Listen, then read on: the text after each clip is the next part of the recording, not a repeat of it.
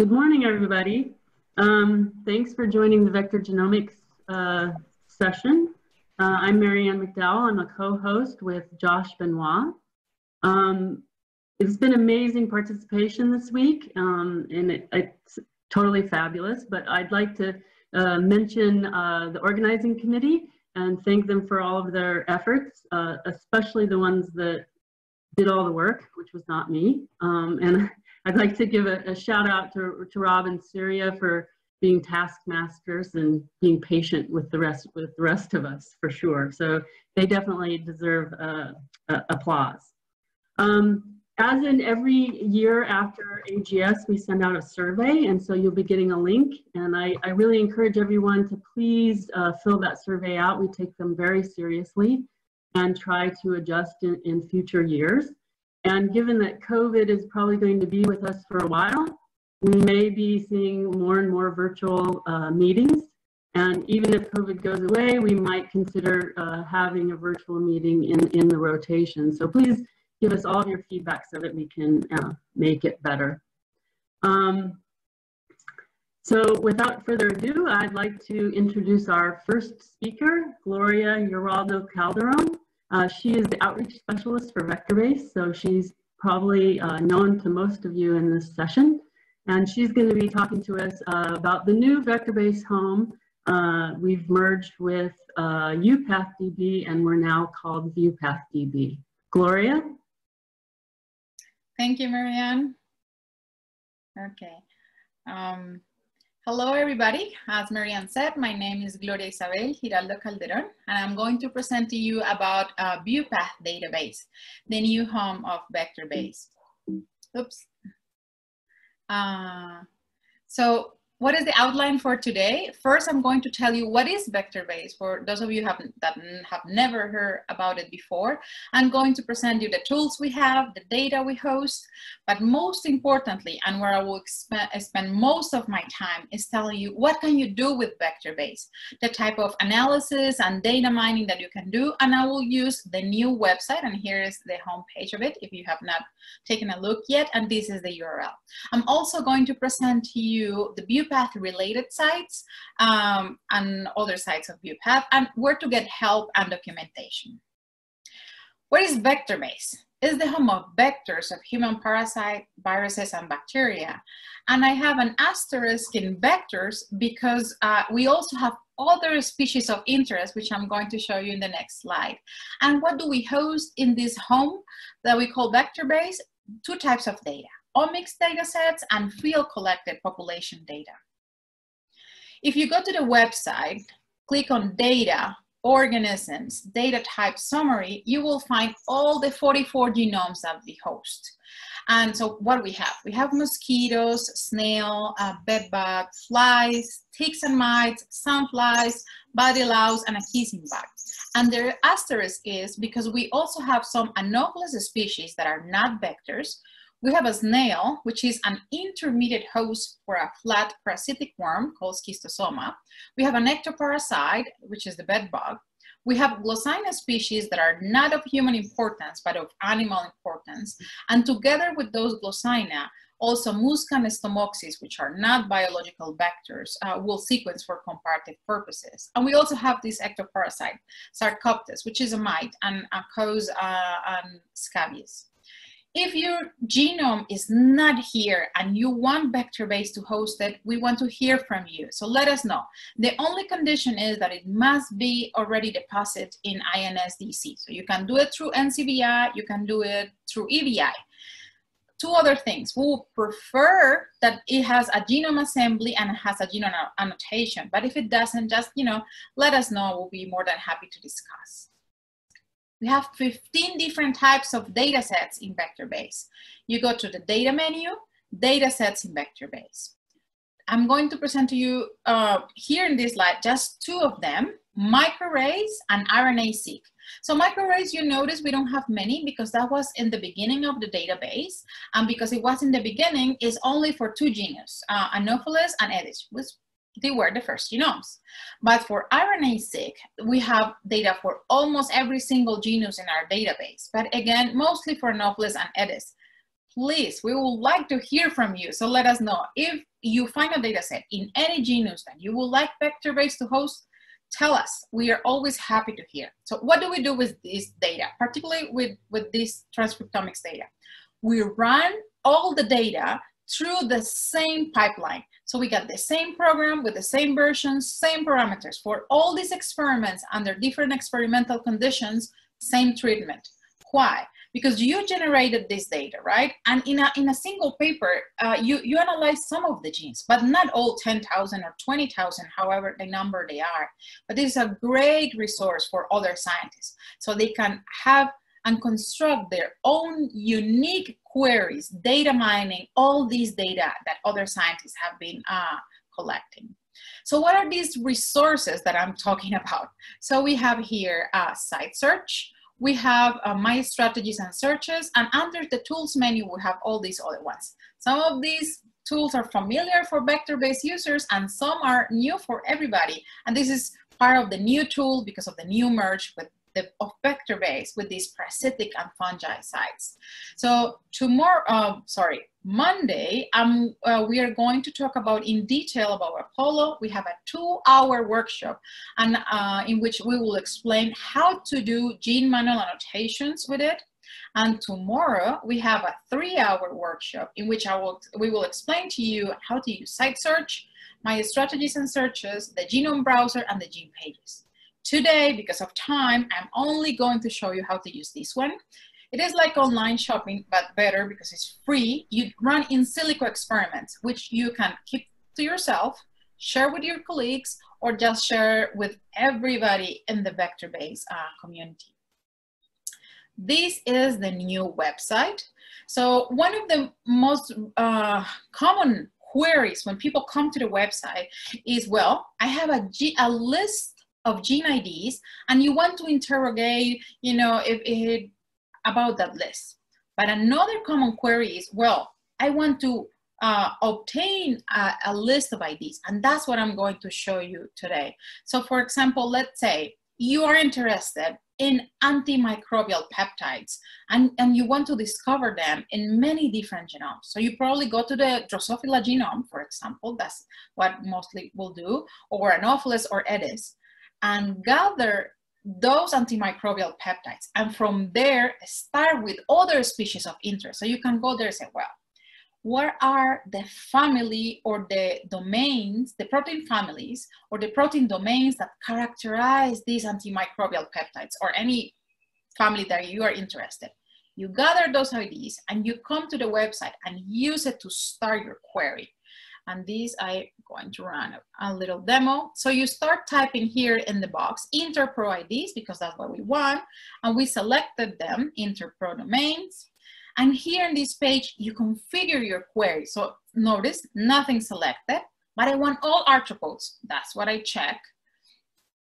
And later I said, from which domain database I want interpro scan.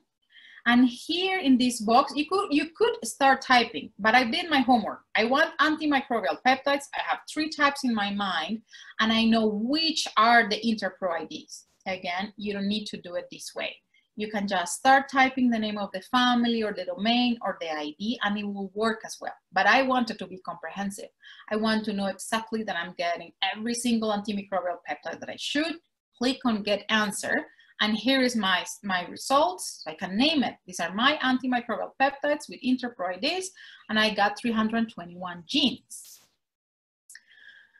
Here is the table results, and I can add more columns to explore and visualize these genes that I got. So I want, the protein length, for example, that's what I typed there, or the name or symbol of the genes that I obtained, for example. And I can explore the data. And here, sorry. Something that I want to highlight is notice of that gene, unspecified product, no gene name or symbol. So that's why you cannot use metadata to find all the genes, because some have not been named. That's why using gene ontology and interpro IDs are useful because you can capture those genes that have not been identified. And here is for all arthropods. I can see the list of all species. Oh, that's the one that I want. Some have 3 genes, some have 7 and 9. And that's the whole repertoire because I select all arthropods. But I can filter. I'm only interested in Aedes aegypti, for example. So I select that. And notice from 321 genes, I filter down to 12. And that's my table of results got updated. And that's what I can see right now only in the table. Only those 12 genes for Aedes aegypti. I can clear that filter. Notice that the filter disappears and can add a step to my strategy. So I want to combine my results with something else, whatever I want. Signal peptide, which of these peptides are secreted. So from all the secreted peptides in arthropods, in all these genomes that we have, which ones are in common, intersected with my data set? And that's this next strategy. So notice that now I have different steps in the strategy. And if I select one, it becomes yellow. And when that becomes yellow, it means that the table below is showing those genes with those characteristics. I check another step and the table below gets updated and I can see all that information, the genes and the transcript for that step of my query. And here I do it again. Those are, the intersect between the interproides and the signal peptides. So what can you do? You can copy the strategy, you can edit, you can save, you can share, you can delete, you can close, you can give it a name for you to remember, like your lab notebook. Remember what you did and why you did it. And for that, in the details, you can type, what did I do in every single step? So I want to make this public. I think this could be useful for other people. So in step number 1, I use 7 interpro IDs for antimicrobial peptides, 3 different types. And in step number 2, which of those genes are secreted? How? Selecting the signal peptide. And I, save that and make it public for everybody to see. Okay. This is running again, sorry. Another tool in VectorBase is MapView. And here is where you got the field collected population samples, and you can get population abundance data, pathogen infection status, what your vector was infected with, microsatellites, bloat meal host. So was this vector feeding in a cow, in a human, in a chicken, insecticide resistance, phenotypes and genotypes, SNP data, DNA barcoding, and other data types. And because of the merger, as I said, so this tool is now going to be available for another database, a sibling database called CleanEpi. In the same way that we beneficiate from now having the strategy system, we also, exchanging different things to other members. But who are all these other VEuPath database sites that I've been telling you about? So there are 11 sites. And if you learn how to use the new VectorBase, you already learned how to use them all. Because it's exactly for those little individual houses have the same layout. And you can already see here that one of those databases has Plasmodium data, another one Leishmania and Trypanosoma, another one Babesia and Theileria. So you already recognize your biological vector of interest and how you could beneficiate from using this database.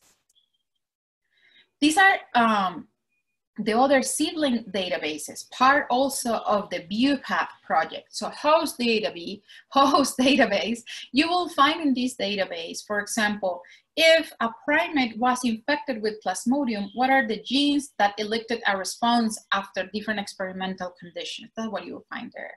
Has the same layout of VectorBase.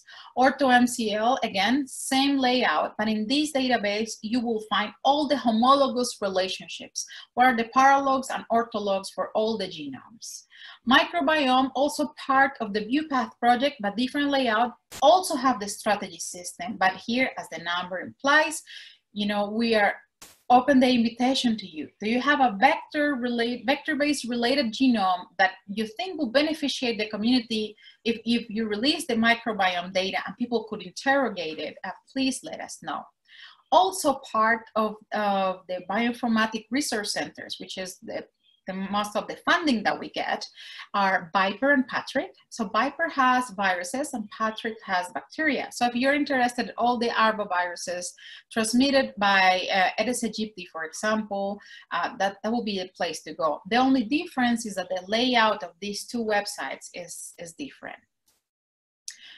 Something very important. So, you know, VectorBase is a free resource for everybody, and we want it like this. But our funding agency needs to know that this resource is useful. So please, in your poster, your publication, your talk, your thesis, let everybody know that you use VectorBase. Use our screenshots, our logo, VectorBase or VEuPath. Reference our publication, or at least in the acknowledgements, you know, and this is where you find the publication about publications in the website, publications of VEuPath sites, and use please the most recent one. For VectorBase will be the one for 2015. This, you know, we'll really appreciate that. More help, go to the website, help menu, learn how to use VEuPath, all these resources for you. And of course, the YouTube channel where you will find oral previous webinars. This is the team behind all the work. Our email, contact us. We're always happy to hear from you. What do you need? What can we do better? We are about 65 members in different institutions in the US and the UK. And this is our funding, mostly coming from NIH, but also from the Wellcome Trust and Bill and Melinda Gates. Thank you very much. With that, I will take any questions if there is any time. Thank you very much, Gloria. I failed to mention to all the participants that if you have questions, please type them in the question and answer box, and then you can hit the thumbs up. So don't duplicate questions if you like the same question. We are running a little bit late. At the end of the session. Sorry. No, well, it's not your fault. At the end of the session, we'll have 15 minutes for question and answers. And then the speakers will be able to answer the questions at that time. So I'd like to go to the next speaker, Geoff Attardo, and he's going to talk to us about comparative genomics of Glossina. Geoff?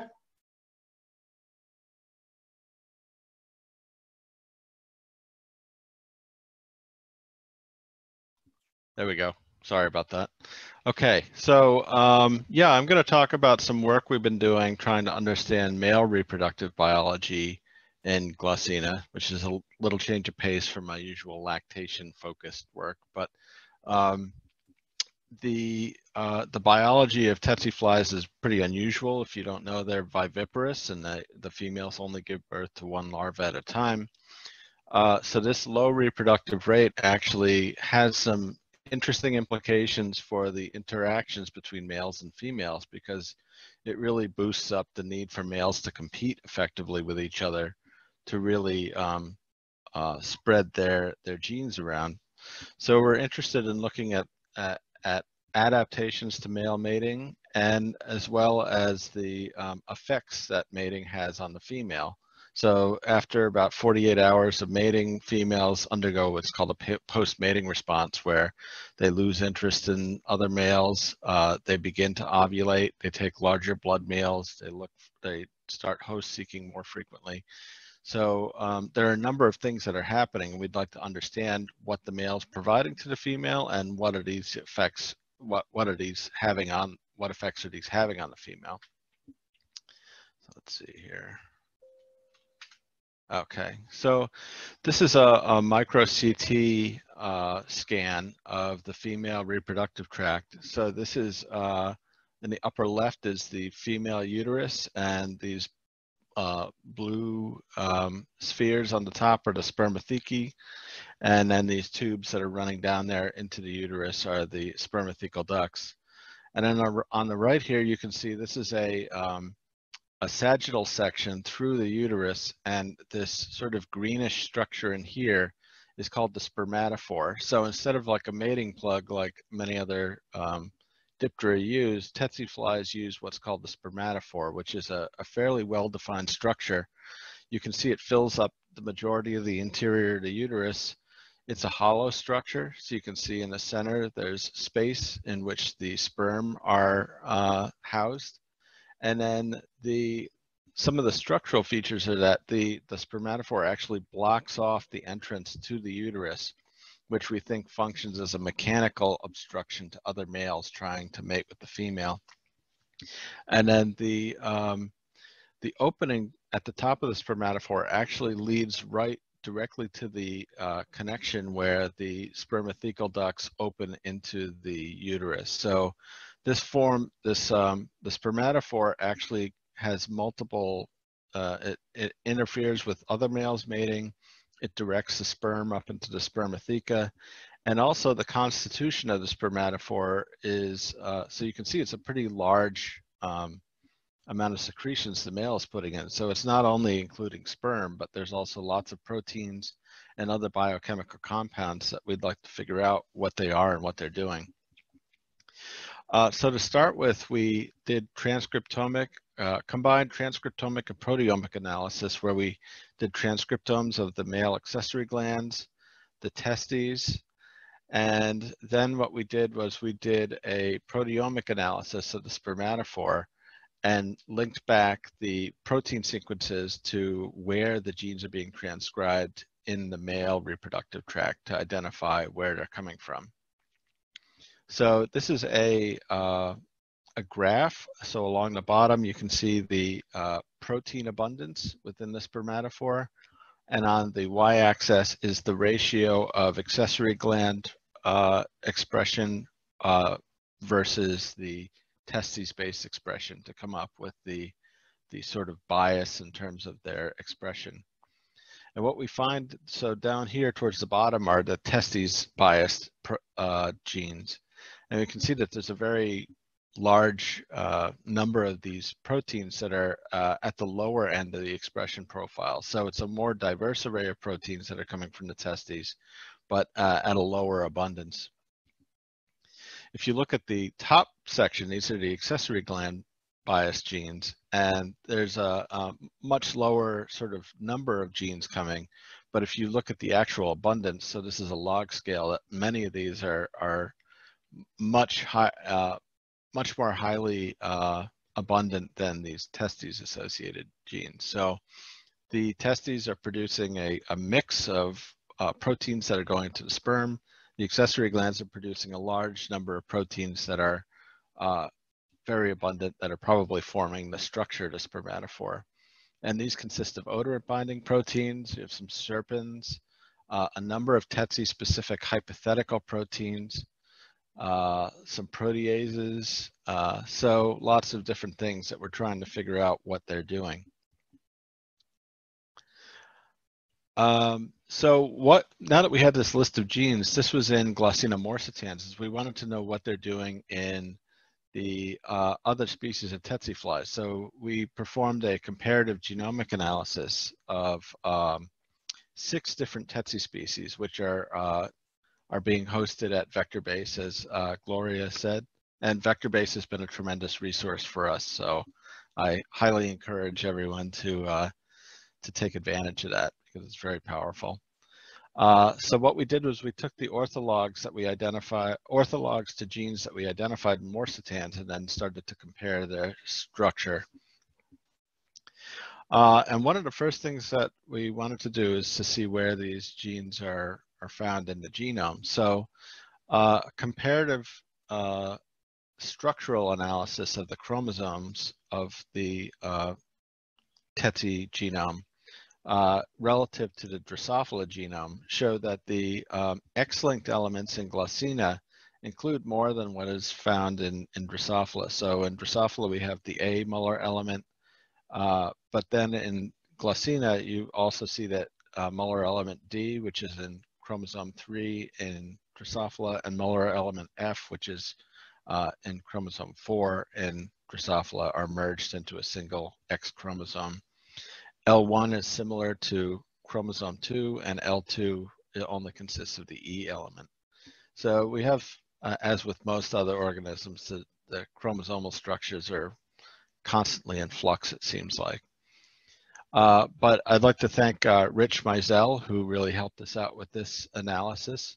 So this is looking at the percent of genes with male bias expression on any particular chromosome in these genomes. And what we find is that the F element, so this little guy here that's hanging onto the end of the X, really shows an increased abundance of male-associated gene expression. So it seems like this little section here is really housing a lot of genes that are specifically upregulated in the male reproductive tract. And Rich also performed an analysis looking at the rate of evolution on this element. And we can see that there's a significantly higher level of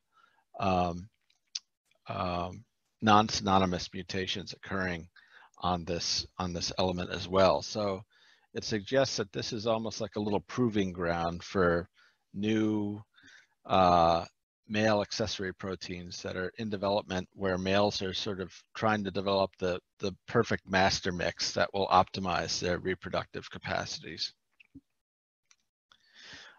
When we look at if we break down these male genes into testes specific and accessory gland specific genes, these the branch lengths represent the non-synonymous versus synonymous mutations.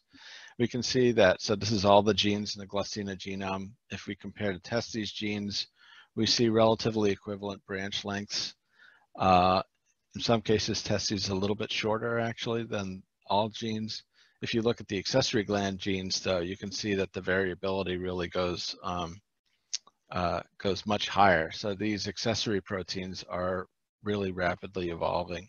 And this was work done by Grazia Savini, Lino Ometto, and Omar Roda Stabelli in Italy. When we break down this analysis into the different types of proteins that we identified, we can see that the odorant binding proteins are actually the most rapidly evolving, followed by Tsetse-specific proteins. So it seems like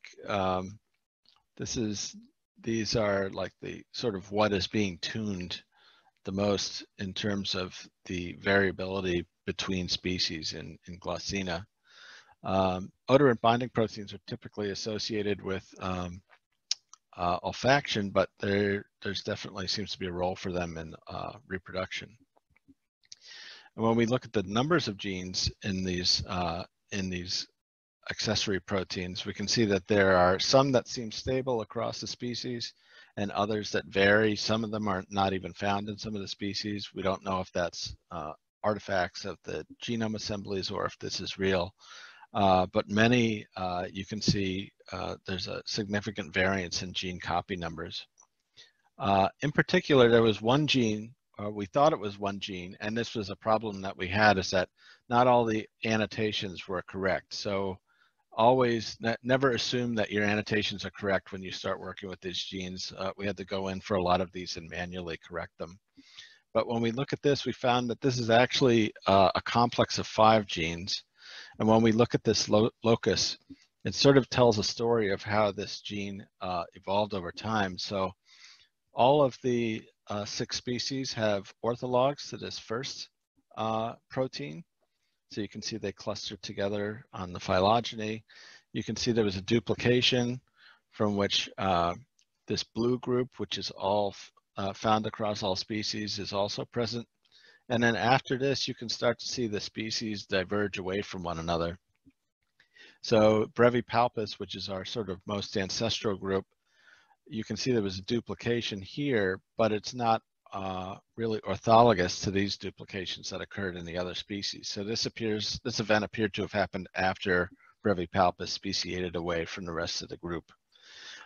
You can see there's another duplication here, a third one, which looks like it occurred in a ancestor to these other species. But then again, you can see that there was a split that looks like it happened after speciation. So in the Paupalis and Fuscapes flies, you can see 2 more of these proteins that are more closely related to each other, paralogous, relative to the equivalent copies in the morsitans, polytopes, and austenii groups. So there's obviously a big pressure on these gene family to expand, but these expansions appear to have occurred independently along these different lineages. So it's kind of an interesting story. So that's kind of a little overview of some of the work we've been doing, and I'd like to acknowledge everyone who assisted with the comparative genomics and the original genome sequencing. It was a huge effort.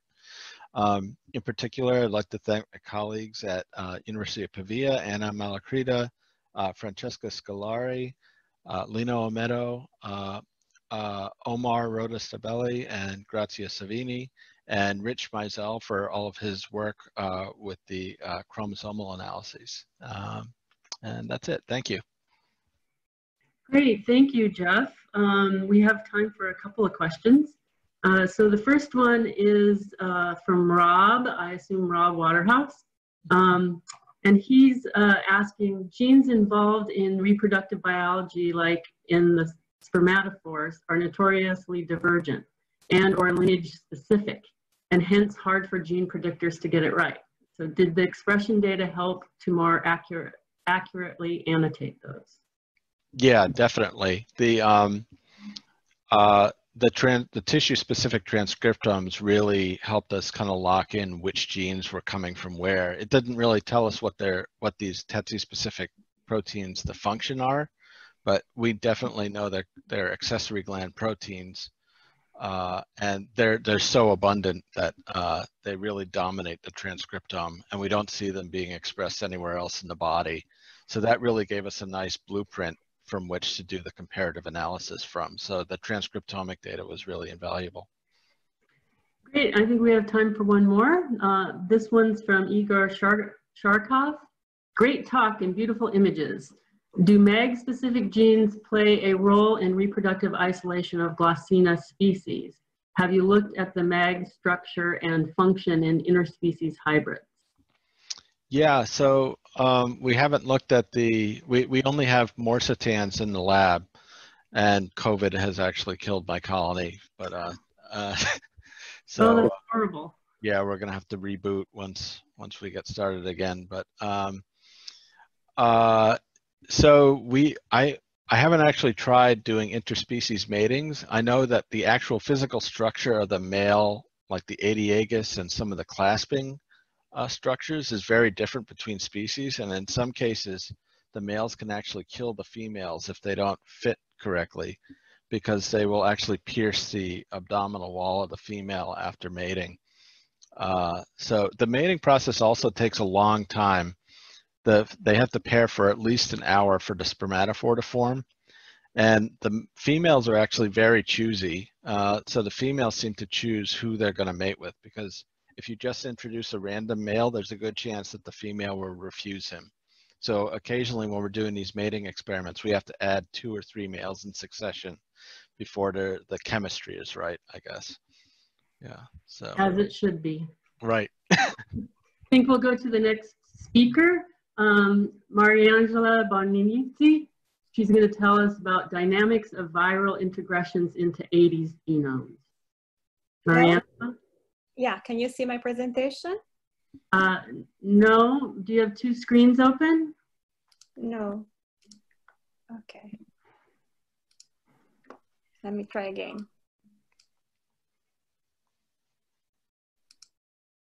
Can you see now?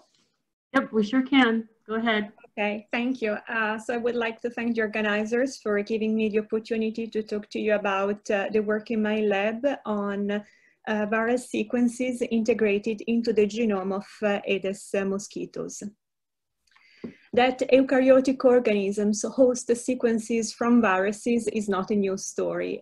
We all know about retrovirus sequences integrated into eukaryotic genomes. But after the advent of next generation sequencing, people realized that eukaryotic genomes can also host the sequences from non-retroviral RNA viruses, which we call NREV for non-retroviral endogenous viral elements. These sequences were unexpected because non-retroviral RNA viruses do not encode for reverse transcriptase and integrase and spend most of their life cycle in the cytoplasm, so we were not expecting. And in the context of arboviruses, this may be significant because they're all non-retroviral RNA viruses with the exception of this African swine fever virus. Indeed, back in 2017, we observed that the genome of Aedes aegypti and Aedes albopictus, which are the primary vectors for arboviruses worldwide, have 10 times more viral integration than all the other Culicine mosquito for which there was a genome available at that time. Also, these viral sequences, which are mainly from flaviviruses and rhabdoviruses, and particularly insect-specific viruses within this family, were enriched in pRNA clusters, and they produced the pRNAs, as you can see here.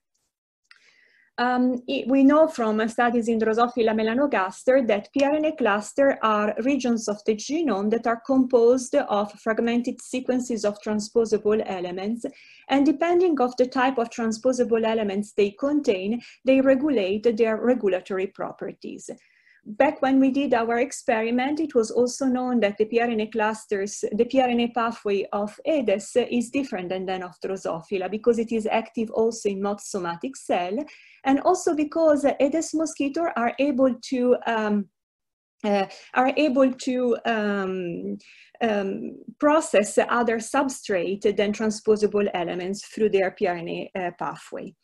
So it was natural for us to ask whether the fragments of viral sequences that we see in the genome can act as fragments of transposable elements of pRNA clusters, and so they can be considered as heritable immunity effectors. We hypothesize that if we have to answer this question, we have to answer it. We have to demonstrate three things. First, that the landscape of viral integration is variable across geographic population depending on their viral exposure. Then we have to demonstrate that viral integration are not maintained in the Aedes genome only by genetic drift.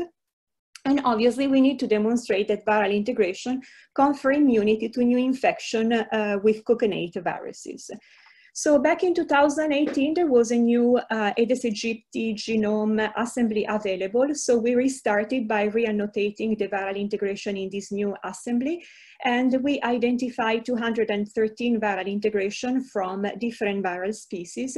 We also saw that the viral integration are organized redundantly. Here is a close-up of the viral integration with similarity to flaviviruses that we see. And as you can see, we see sequences that are overlapping, and they correspond to the same region of the viral genome. And when we look at the pRNA profile of these sequences, we see that it's not uniform across all the viral integration and not all across the genome, but it has spikes, both in the soma and in ovaries. Then we sample mosquitoes from Mexico, Ghana, Gabon, Kenya, and American Samoa. We sequence their genome and we ask, does the profile of viral integration in this mosquito is similar to what we found in the Aedes aegypti genome annotation? And among of our 213 reference viral integration, we saw that 70 were found in all our mosquitoes, 114 were differentially found, so some mosquitoes had them, some others didn't, and 29 were not found, so maybe these are misannotation of the genome. But the distribution of the viral integration across our geographic sample was so different that we could cluster the individuals based on their profile of viral integration. Next, we ask, whether the sequence polymorphism of the viral integration was different, and using SWID, we were able to see sign of hard selective sweep in 3 viral integration in a population-specific manner. And then we compare the polymorphism of this viral integration with respect to selected Aedes aegypti gene, including both conserved and fast-evolving genes. And we observed that, across all our viral integration, including both the fixed and the variably distributed one, the polymorphism is lower with respect to the Aedes gene. And this is not what we would expect had this viral integration been maintained only by random drift. Then we ask, okay, do these mosquitoes have additional viral integration that were not annotated in the genome? This was not an easy task, and we had to develop additional bioinformatic pipelines with respect to what is already available. But we were able to identify 5 novel viral integration, and as you can see, they are very, they are very rearranged. For instance, C5ev1 is composed of 2 parts. One corresponds to the NS3 region of the flavivirus, the other to the region between the E and the NS1 region, and they are rearranged when they get integrated. We were also able to identify the exact position in which these viral integration occur in the genome, and for C5ev4, this turned out to be a pRNA cluster. This pRNA cluster is active both in the soma and in the germline, and it hosts transposable elements and also other viral integrations. We also check how frequent these novel viral integrations are in the new population, and we saw that for C5ev1 and C5ev4, they are unique from, in mosquitoes from American Samoa and Mexico, respectively. Because these are Aedes aegypti and all the others are Aedes aegypti formosus, and the two forms differentiated between 5 to 10,000 years ago, we can say that C5e1 and C5e4 are recent viral integration. Next, we collected mosquitoes in Kenya, and in our population, we identify both C5e2 and C5e3. So these are ancestral viral integration. And we derived a strain from this original population, one with no novel viral integration, one with only C5e2, one with only C5e3, and we infected with C5. And we observed that the presence of C5e2 and C5e3 resulted in lower viral loads only in ovary. This is complementary to what was recently published by the group of Carla Saleh from the Institut Pasteur. They work with mosquitoes from Thailand, in which they identify a viral integration which correspond to our C5e3. And this is not surprising because, as I showed you, C5e3 is an ancestral novel viral integration. And what they did, they deleted using CRISPR-Cas9, they eliminated this integration from their strain, and they infected with C5. And without C5-3, they saw a higher viral load in ovaries, no differences in the carcasses. So this complements with our work. So if we go back to our hypothesis slide, and summarizing the results that I showed you, we can say that yes, the landscape of the viral integration is variable across geographic populations, but the phenomenon of integration appears rare. We could identify only 5 novel viral integrations across all our samples. We show for the first time that the repertoire of the viral integrations can be modulated in a continuous manner by acquisition of sequences from currently circulating viruses, and they go also in pRNA cluster. Some viral integrations are under positive selection, but the system appears redundant. For at least 2 viral integration, we show that they confer protection to subsequent infection with the cognate virus, but this protection was limited to ovaries and resulted in reduced viral loads, so not elimination of the virus. So this system may be important for the establishment of persistent infection. All this, as I said, is in papers that are under review, but you can already read them in preprint. And with that, I thank the people that actually did the work, Cristina Crava, Elisa Pischedda, and Umberto Palatini, and the founders that gave me the money to pursue this work. Thank you. Thank you very much, Mariangela. I think we're going to have to take your questions in the 15-minute period. Yeah. Our next speaker is Ben Matthews, and he's going to tell us about chemosensory evolution, I think, in Aedes. Ben? Yeah, can you see those slides? Okay. Yep, all right. All Excellent. So thanks to the organizers, thanks to Marianne and Josh and the rest of the committee for inviting me to talk briefly this morning about some work that we've been doing. I'm an assistant professor in the Department of Zoology at UBC in Vancouver. And our main interests are looking at how genomes encode the capacity for adaptive behavior, so kind of a neurogenetic approach, and specifically how the nervous system kind of implements these behaviors as they're encoded by the genome. And so to do this, we use multiple levels of biological organization, starting with genomics, genetics, and neuroscience, and ultimately looking at behavioral readouts. So this is our model system. This is a female Aedes aegypti mosquito of a laboratory colony, a Liverpool laboratory colony feeding on my arm. And what she's doing is kind of the quintessential adaptive behavior. She's taking a blood meal in order to develop eggs that are going to go on to become the next generation.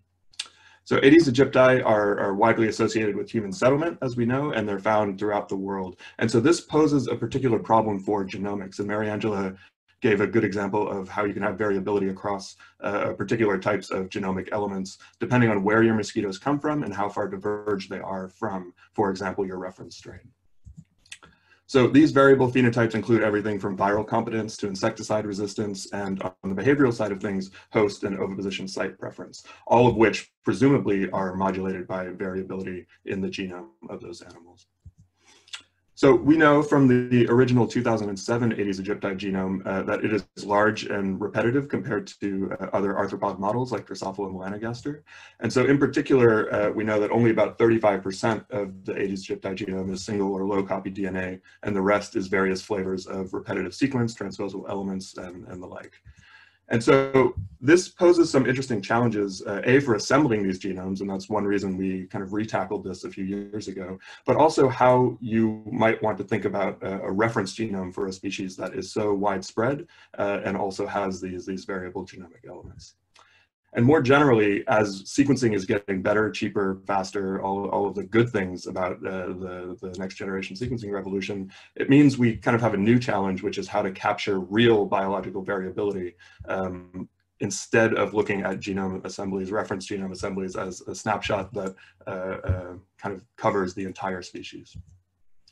So about 3 or 4 years ago now, we worked on an updated Aedes aegypti assembly using PacBio long reads. This was a collaboration with PacBio and dozens of academic collaborators, and Hi-C to map them to the 3 chromosomes of Aedes aegypti. And what I'm showing you here is just a representation of the old 2007 genome, and the size of each box is the relative size of an individual contig, and then here's our updated assembly from about 3 years ago. So it's a much more contiguous genome.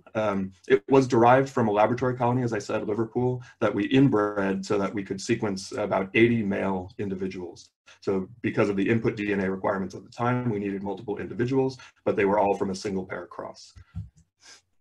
All right, so the first point I want to make today is that a more contiguous genome assembly is a much better resource than a fragmented assembly for those of us interested in the function of specific genes. So what I'm showing you here are just 2 tracks, RNA sequencing data and ATAC sequencing data for a particular gene, the sex peptide receptor, which is a transmembrane receptor that we know to be important for reproductive biology in insects. And so this RNA sequencing data maps really nicely to the tip of chromosome 3 of our new genome assembly. If you look for this gene in the older version of the assemblies, what you find are 2 fragments, each on different supercontigs, meaning that it would have been impossible with that reference to actually recapitulate the entire gene model and to take this RNA sequencing and ATAC sequencing data to annotate a full gene. So a more contiguous genome assembly helps those of us who are interested in gene function, and I hope that's sort of an obvious point. Another point I want to make is that variability across strains and individuals make these reference genomes imperfect. And I'm going to give you one example. So this is the olfactory receptor co-receptor ORCO from Drosophila melanogaster. It's a very compact gene model. When we look at the Aedes aegypti gene model for ORCO, it's massively expanded, and this tracks with the genome itself being about an order of magnitude larger. So the coding exons are the equivalent size, but the introns are much, much larger. And so we're interested in developing genetic tools to study the function of these genes. And so this was the design of an experiment using CRISPR-Cas9 to knock in an artificial transcriptional activator at the C terminus of the ORCO gene in Aedes aegypti. So to do that, you need homology arms. And what we found when we started to develop these donors is, you can look, this is now zooming in at the C-terminal end of the ORCO gene. We have to get about a kilobase or 2 kb of sequence on either side of where our guide RNA is going to target. But what we found is that there are differences in the underlying sequence of animals, even within our inbred laboratory colony. And so I'm showing you here the relevant sequence of the old genome assembly, L4, and then 2 different haplotypes from our original PacBio contigs, one of which has a 427 base pair insertion as compared to the old genome, and one of which has about 1,000 base pair insertion as compared to the old genome. And we found evidence for both of these, not just in the genome assembly, but in our populations of interest. And so when it went to time to do the injections and generate these reagents, we had to be cognizant of the genetic background of the animals that we're working in. And by definition, when you choose one of these haplotypes for a reference genome, the information associated with the other at this point in time is kind of lost. And you have to end up either going back to the original assemblies or doing some manual work, PCR and the like, to identify these variations. All right, and the last point I'm going to make is that the choice of animals for a reference genome influences the cataloging of protein coding genes. So the variant I just showed you was intronic, so it didn't actually affect the coding sequence of the ORCO gene in Aedes aegypti. But I'm going to show you an example here of OR49. OR49 was an olfactory receptor that was identified in the old version of the Aedes aegypti genome, AGL3. We have evidence for it in a de novo transcriptome from antennal RNA sequencing reads. However, when you look at the Aedes aegypti L5 assembly, we find an N-terminal truncation of about 140 amino acids. And so our first thought was this could be just a misassembly. This happens when you take reads and put them through an assembler, and occasionally you get hiccups. But if you go back to the raw PacBio reads, there's actually full support for this truncation, meaning that those 139 amino acids don't appear to be in the DNA that we sequenced for this assembly. We then took some short read Illumina data and mapped it to the L5 assembly. And I'm showing you 4 colonies here, one from Clovis, California, one from Costa Rica, one from Australia, and then a separate Liverpool colony. So importantly, these were not the Liverpool strain that we used to actually generate the assembly. This was a separate copy of the strain maintained somewhere else. And what I'm showing you here is just the coverage of these Illumina reads. And what you can find is that in the 3 colonies on the top, you get a dramatic drop in coverage, and you have no reads that span this breakpoint. And this is the breakpoint of the truncation in the L5 assembly. However, when you look at Liverpool, the laboratory strain, you see relatively even coverage across that breakpoint.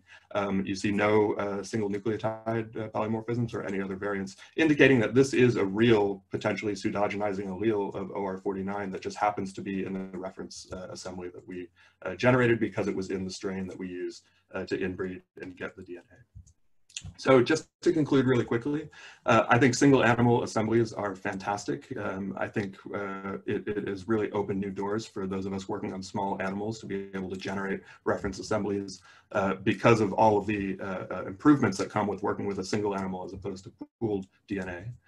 However, I think the reference assemblies pose new challenges now because they cannot accurately reflect genomic variability across strains and individuals that we are all working with, whether they're different laboratory strains or the wild strains that have the phenotypes that we care most about. And this is a problem that we faced in the human genomics world as well. So Craig Venter does not represent all of us. And so we actually have to consider variability when we're working on top of these new reference assemblies. And so these are just, I don't want to make any kind of grand points here, just to bring to your attention kind of 2 instances where a reference assembly kind of led us astray, but also revealed some new and potentially interesting biology. And so with that, I'd like to thank the members of my relatively new lab and collaborators, especially the Aedes aegypti Genome Working Group, which, as I said, was about 70 or 80 collaborators across industry and academia. And with that, I'll close. Thank you very much. Thank you, Ben. I think we have time for one question. And this is from Julia Dunning-Hattap. She wonders if you have thoughts on how to represent these variations effectively. Yeah, so people smarter than me in the genomics world have various representations of graphs, genome assembly graphs and things like that. But I think at a bare minimum, we just need to start cataloging these variants and moving beyond just the protein coding changes that you'll often see in a VCF file. And so there is good work on various structural variants across Aedes aegypti genomes. So Seth Redmond and others have worked on that in the past. And so I think this is an instance where a resource like VectorBase can help us start to catalog these, so we can be aware that what you're looking at when you design a donor construct, for example, for a CRISPR experiment based on a reference genome may not reflect what's in your species or your strain of interest, but there may be a database out there that contains some of these structural variants that you could use. So yeah. I don't have a great answer, but I think we need to think about it. I can say that at VectorBase, we're thinking about this all the time, and if people have novel ideas of how we could visualize that kind of data, we would appreciate your comments. Absolutely. Okay, thank you. So I think it's time to move over to Josh. He's going to take over the second half of the session. Thank you, Marianne. So our next speaker will be Maria Sharakhova from Virginia Tech, and she's going to speak about chromosome evolution in mosquitoes. Oh. Okay. Just a second. I'm sorry.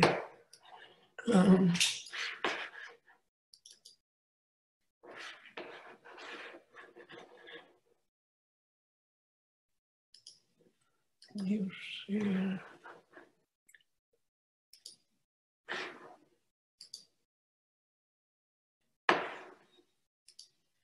Okay, can you see my slide right now? Yes, you're ready to go. Okay, so hello everyone. I would like to thank organizers for giving me an opportunity to talk today. And my talk today is about phylogeny and chromosome evolution of the Maculipennis group.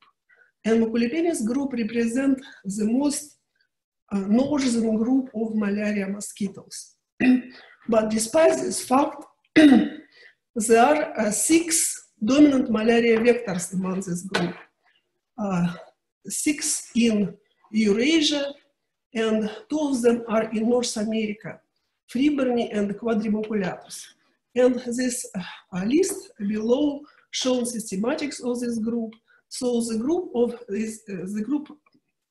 Maculipennis is subdivided into 3 subgroups: Phylogeny subgroup, Quadrimaculatus subgroup, and Maculipennis subgroup in Eurasia.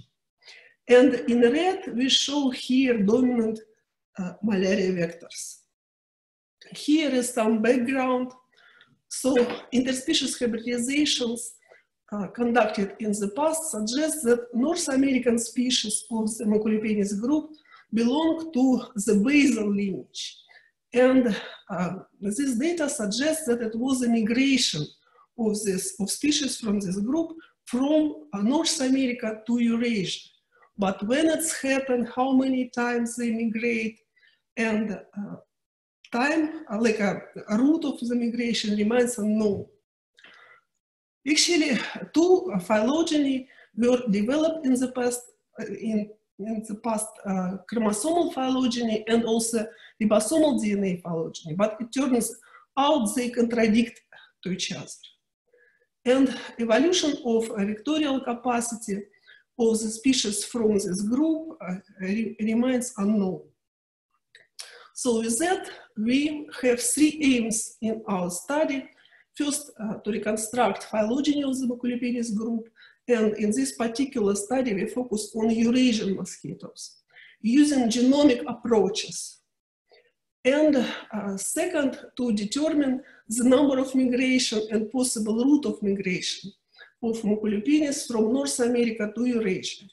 And finally, to understand the evolution of vectorial capacity in the Maculipennis group.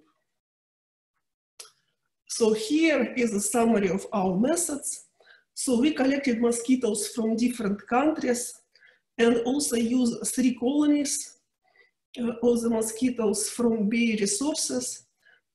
We identify all the species using ITS2 ribosomal DNA sequences, and we sequence transcriptomes and genomes for several species, and we also use genomes of Anopheles atraparus and Anopheles sinensis as outgroup that are available through VectorBase.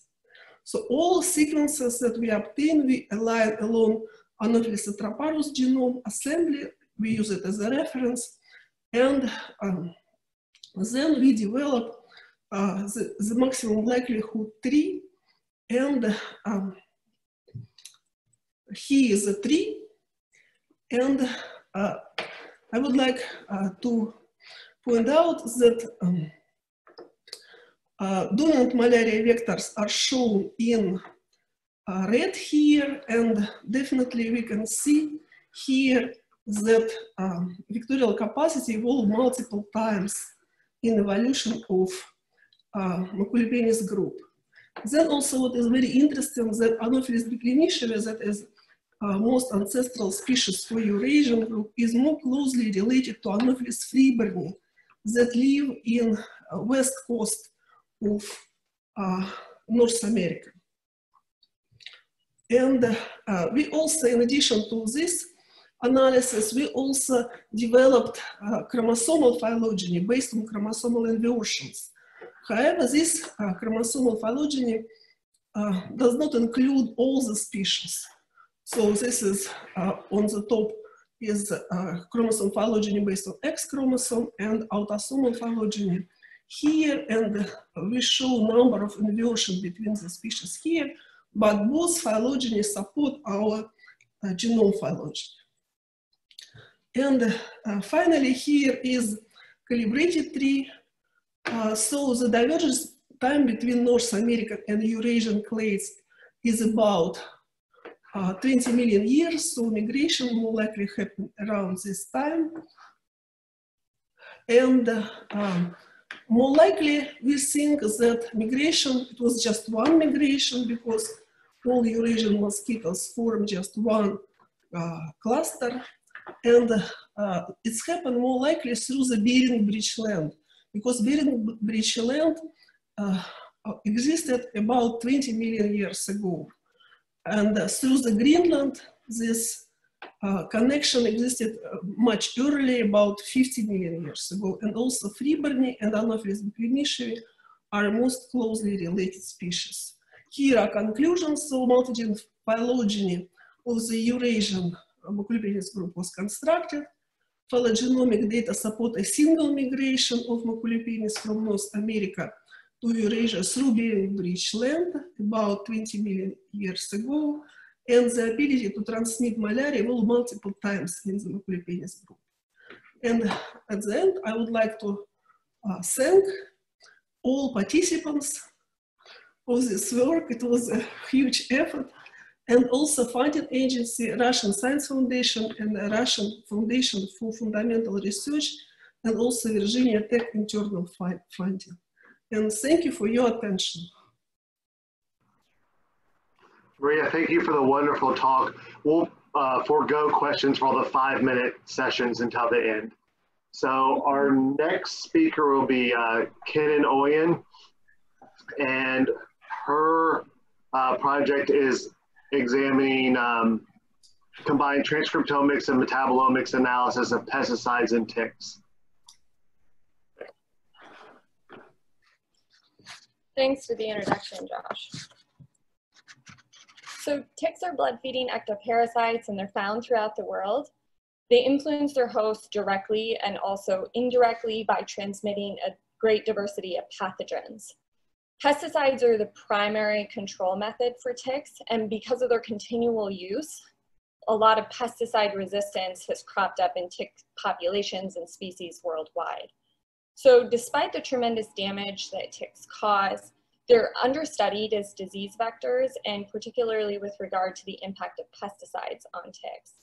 So a better understanding of pesticides and their influence on tick biology will hopefully lead to novel control targets as well as tactics for reducing resistance in tick populations. So the lab is working kind of holistically to address several of these questions in parallel, and I'm going to talk about 3 kind of linked projects today. One is the effect of different pesticides on ticks. A second is a time series exposure using permethrin. And lastly, a comparison of pesticide exposures with different modes of action on legs versus the bodies of ticks.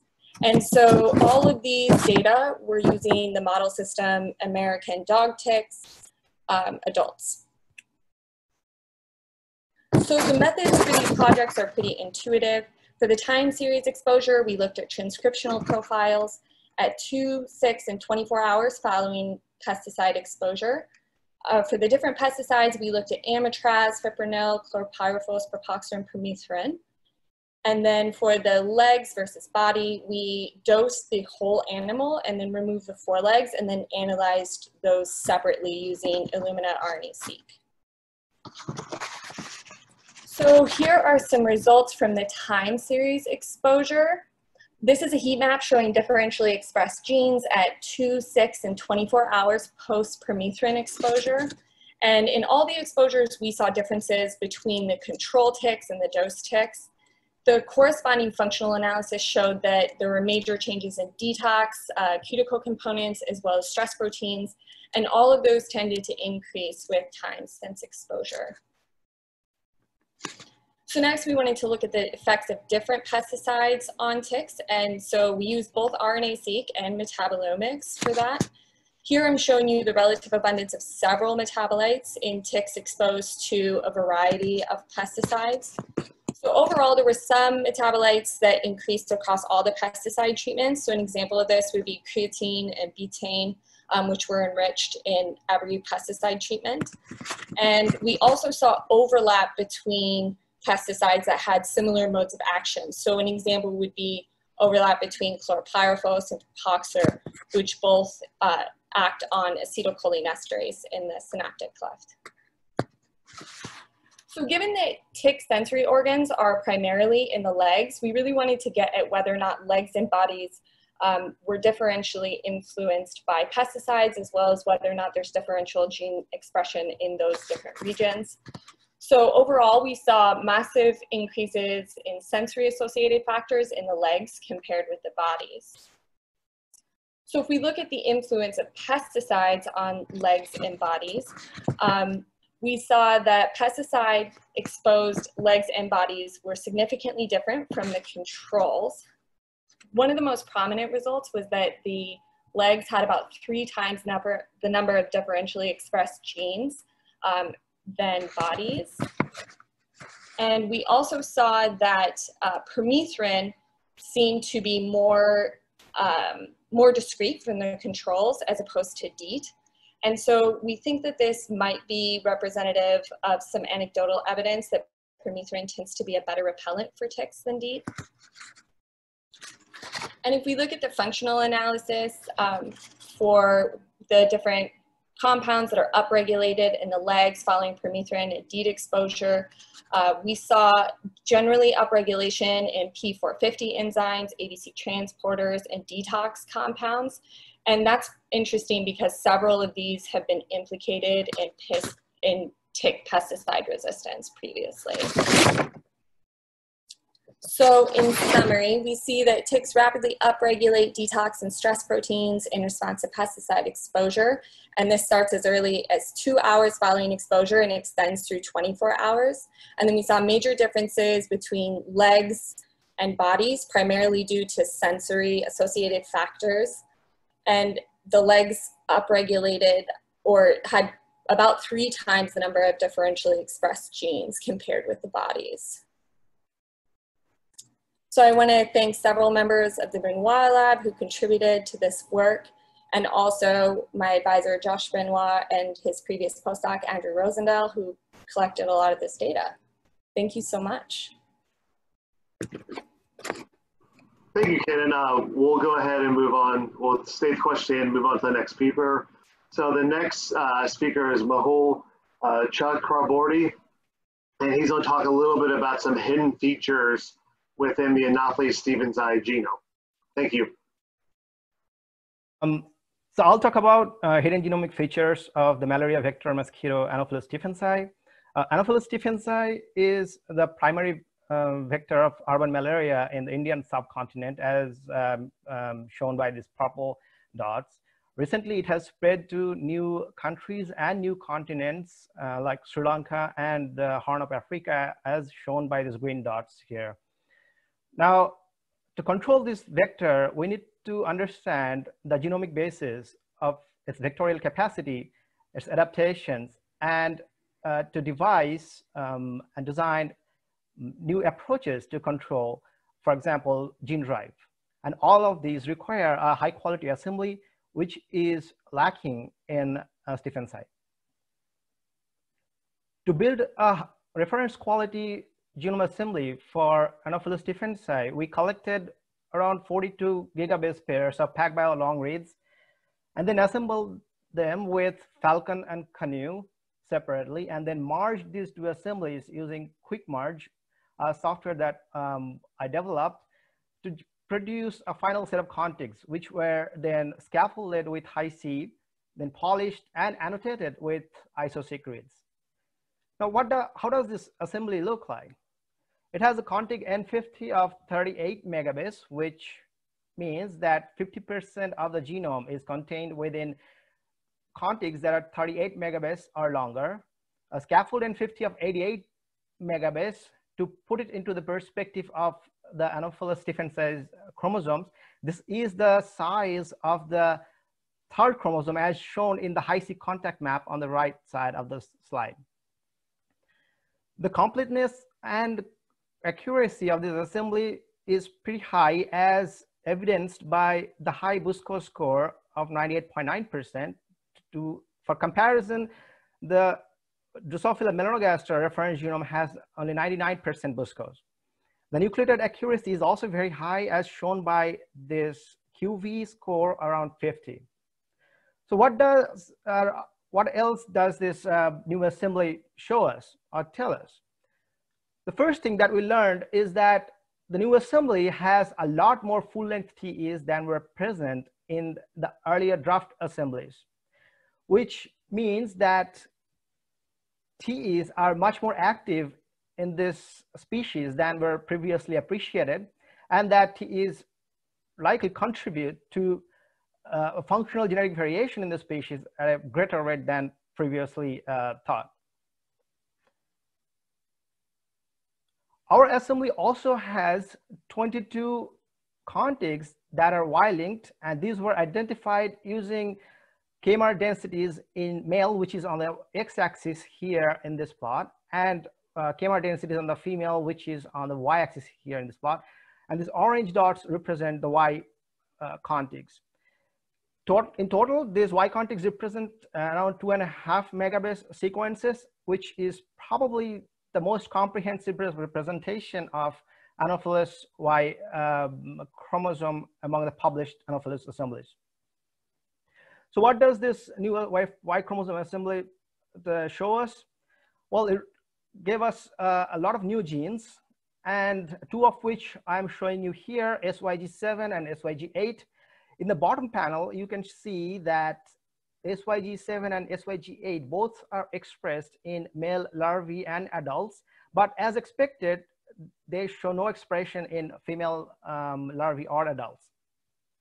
Now, we do not know what exact biological functions these genes have, but preliminary analysis suggests that SYG7 is a transcription factor. So that means that SYG7 is likely a male-specific constitutively expressed transcription factor. Our assembly also revealed a bunch of new insecticide-resistant genes, or rather a putative insecticide-resistant genes that involve esterases, glutathione transferases, or cytochrome P450s. A lot of these were either completely missing or fragmented in the previous assembly. And with that, I'd like to conclude here. And of course, I did not have a lot of time. So if you want to learn more about it, feel free to check the bioRxiv preprint that describes a lot of these results in more detail, or you can contact me either through social media or just Google email. And I would like to thank my mentor and collaborator, J.J. Emerson, my co-author, Arun, and my other collaborators, Tony James, Suresh Subramani, and Ethan Beer, and of course, many others from TIGS India, TIGS UCSD, and IBAB, and my funding. Thank you. Thank you for the presentation. So now we'll move on to the question and answer period, for every question, answer, and discussion period. And what I'm going to do is I'm going to start with a few questions for the 5-minute presentations, and then move on to hopefully get to the people who earlier on missed the question. So Maria, what are some of the other supporting data that for other alternative routes of migrations for the Anopheles mosquitoes? Okay, can you hear me? So what is very interesting that most of Eurasian mosquitoes right now live in Europe. Like huge number of Eurasian Maculipennis group live in Europe. This support alternative possibility of alternative migration. They are more abundant here, but we think that also it was probably a lot of effects of glaciation happen, and it can move all the species there. But however, we don't have like absolutely 100% clear answer right now to this. Thank you, Maria. So, and then for Kennan, how does the response in ticks differ from that in other species? I think that, you know, in terms of the P450 and the detox and just the general metabolic detoxification that we're starting to see in ticks, I think that that's pretty conserved across other arthropods. There's also genetic mutations that can lead to resistance, and that's been reported in ticks as well. So mainly I think that's in sodium channels. So yeah, both of those are probably contributing to tick pesticide resistance and are also seen in other arthropods. Thank you. And Mahul, do you see any major differences in repeat content and patterns between Anopheles stevensii and other species such as Anopheles gambiae? Yeah, so we do find that with the new assembly, we find that Anopheles stevensii has less TE than gambiae, which I think it has been observed before, but we have like a better sense of like how much that difference is, and we don't really know why that is yet, but we'll probably like find out. Thank you. Okay, for Gloria, is there host data related to the endosymbionts of vectors? Because those are so, a lot of us know those are so important. Is that data in VectorBase?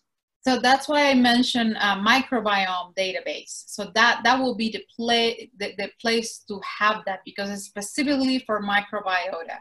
So you contact us and we'll be more than happy to host it there. Okay, and another quick one is with the integration and the merger of the VEuPathDB and the VectorBase, will there be any way to integrate eukaryotic parasite data with the data for the vectors?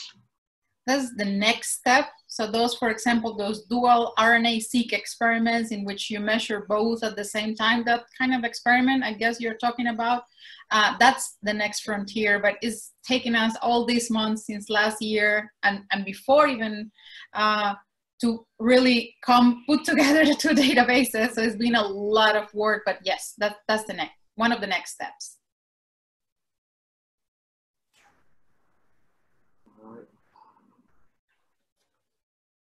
Okay, and so Geoff, I'm going to skip you mainly because you got to answer a couple questions already, and then move to Mariangela.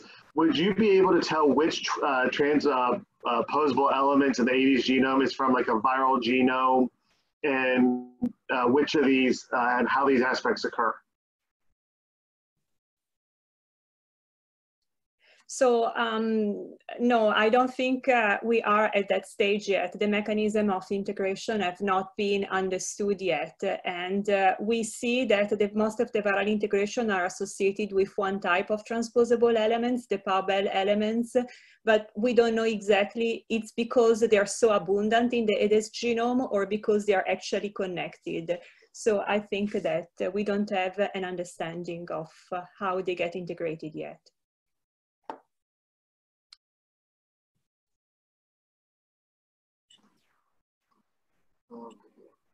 And for Ben, do you think there's specific ways that you can improve, like the Aedes aegypti, the newest version, by aligning to wild samples?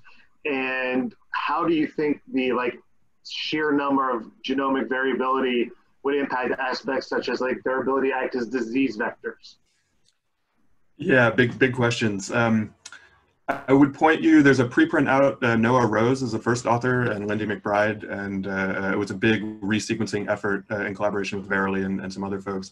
And they actually found that for certain regions of the genome, they had to create alternate reference sequences in order to align their short read data effectively. And so I think this gets to the bigger issue of not just having one linear reference genome, but actually having some, I've seen pan genome thrown around in a few suggestions, some way of including alternate reference sequences when doing that alignment. And as for their ability to vector disease, I mean, that's a huge question, and I'm going to punt on that one. Another quick little follow-up to that one. With all these lab strains that occur, do you think there's major changes to the underlying genomes once they've been kind of reared towards the lab, that they no longer represent any mosquitoes? Yeah, for sure. So Liverpool in particular has been in the lab for 50, 60 years, if not longer. And I absolutely would imagine there's been selection for laboratory traits. The problem with something like aegypti is if you're going to take a wild population, which one do you pick? And it depends if you want new world, old world. And so I think a lot of those experiments are going to have to be targeted to the particular strains that you're interested in. Thank you, Ben, and I would like to thank all the speakers for contributing to this session. It was great to see such a variety of topics, techniques, species. Was really excited, and then we'll have a short 10-minute break, or is it 20-minute break, Rob? 20-minute? We'll have a 20-minute break, and then we'll continue with the agricultural genomics section. In a new webinar. Thank you, everyone. Bye.